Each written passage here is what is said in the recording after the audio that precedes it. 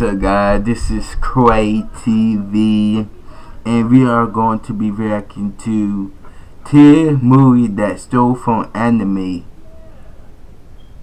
Okay, let's get it, man. 1, 2, 3, action. I want to see this, man. When some people think of anime, images of Pokemon, Yu-Gi-Oh, and other children's shows come to their brain. But there's a whole other world of smart animated entertainment that comes out of Japan. And over the years, these movies and TV shows have become primo inspirations for Hollywood movies, whether they get credited or not. So with that in mind, Screen Rant presents 10 movies that stole from anime without getting caught. If you like it, remember to subscribe to the Screen Rant channel and join the notification squad. And before we start, can you guess this movie from these emojis? Stay tuned for the answer at the end of our video. The Matrix and Ghost in the Shell. What? The Matrix has a lot of iconic moments, but probably the most famous is the digital rain of green letters, an advanced coding system which determines what goes on within the Matrix. But guess what? It didn't originate from the Wachowskis.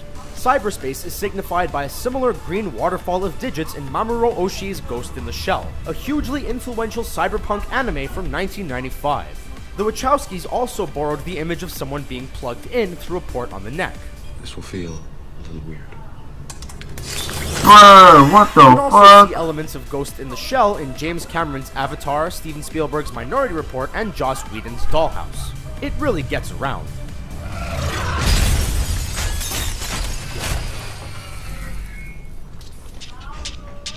Pacific Rim and Gigantor.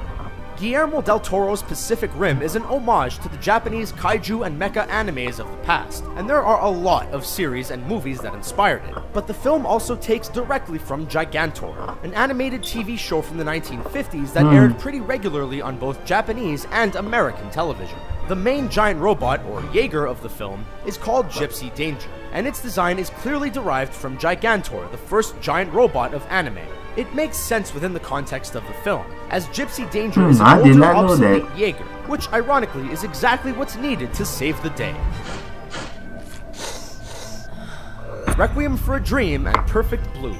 Darren Aronofsky's Requiem for a Dream was praised for its innovative way of using montage to demonstrate the effects of drug use. The result is a visceral immersion into the world of addiction. But little did people know that Aronofsky was stealing techniques from across the Pacific Ocean. The famous bathtub scene, in which an in-withdrawal Jennifer Connelly screams into the water, was actually taken directly from a similar scene in Perfect Blue, a 1997 anime thriller. In fact, Aronofsky actually bought the rights to Perfect Blue just so he could copy that scene. What? Stop! Avatar and Princess Mononoke. We've already discussed the influence of Ghost in the Shell on Avatar, but James Cameron also stole some ideas from Hayao Miyazaki's classic Princess Mononoke, which is about the spirits of a forest and their struggle against the humans who want to exploit it for resources.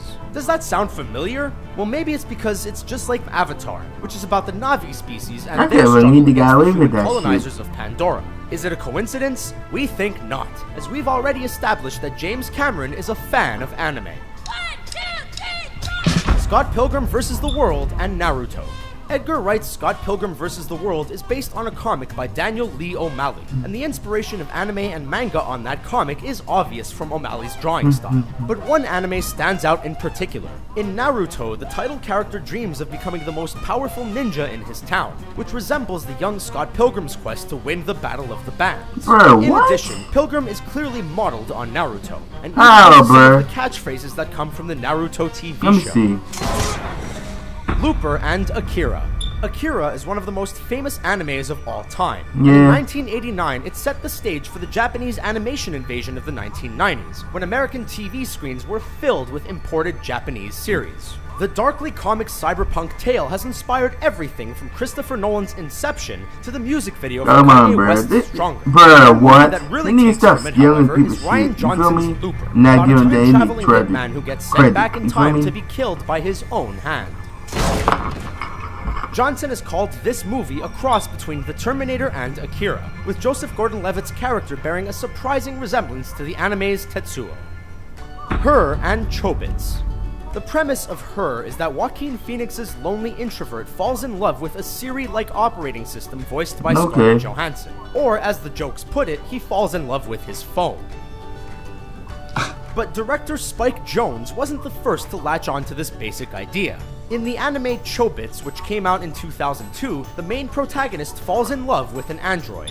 Both films make a point not to mock their lonely main characters, and embrace the idea that artificial technology can be an intellectual match for humans. Unlike some of the directors on this list, however, Jonze has never spoken of his anime influences. Man of Steel and Birdie the Mighty. Zack Snyder is known for his super stylish action, and Man of Steel is no exception to this. We all know that the movie is based on DC's famous Superman comics, but Snyder also obviously had a source of inspiration from across the sea. The main fight at the end of the film, in which Superman and General Zod battle it out and destroy Metropolis in the process, bears a strong resemblance to the city-destroying battles in an anime called Birdie the Mighty. So if you're wondering I watched that anime before. Birdie the Mighty. Transcendence and Serial Experiments LAIN. That's the same The Johnny Depp starring Transcendence was a box office disappointment when it came out in 2014. But you can't say it wasn't ambitious. In the film, Depp plays a scientist whose body dies, but he manages to stay alive in computerized form, eventually growing in power. It's weird for a Hollywood film, maybe, but the premise is pretty normal for an anime. In fact, it was done 16 years earlier in Serial Experiments LAIN, in which a teenage girl dies but continues to contact her friends digitally, and also begins to grow in power. Inception and Paprika. And finally, we come to the grandfather of all Hollywood anime films, Inception. When this brain teaser came out in 2010, it wowed audiences with its idea of using technology to invade people's dreams. The only problem? That's also the premise for Satoshi Kon's modern classic Paprika, which came out 4 years before Nolan's film. In fact, the premise was so similar that a planned American adaptation of the anime was cancelled before production. Most anime fans, however, would argue that Kon's film is the more imaginative and entertaining one. Lights out. So how did you like our list? Are there any other movies? Yeah, it was alright. Somewhat surprising, you feel me, but emoji is. Did you get the right answer? Let us know in the comments below, and subscribe to our YouTube channel for more videos. Alright guys, we're gonna end the episode off here. You feel me? Don't forget to leave a like on the video, share it, and Qaytv is out of this bitch.